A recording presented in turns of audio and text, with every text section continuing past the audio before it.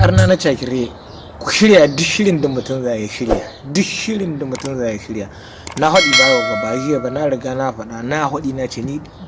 a shirye nake ko da wani mutum ina san dangance da wannan abu ko da wani mutum ni a shirye nake bata da kowa ne kai wallahi ni shirye nake bata da kai kowa ne ka cire shakka ko kai tunanin ko kana ganin akwai dalilin ba za ni rabuwa da kai ba za ni kowa ne ni a shirye nake in rabu da shi kusan da gashi da ba bari zani ba ni ba zan bari ba na riga na dauki niyya ne wannan abun ina son wannan abun ko ya kasance ko in yare ko ba za ni rai ba almuhimmi ni dai ina son wannan abun bi izinin Allah ta'ala ya kasance lalle in dai ba nasara muka samu kan shi to insha Allah kuma za mu shahada kan shi kowa ya rubuta wannan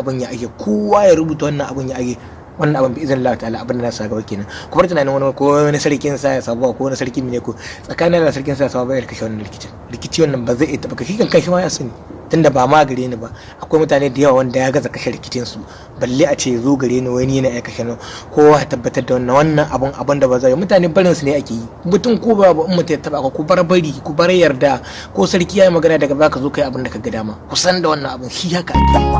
ba ya mutum da ya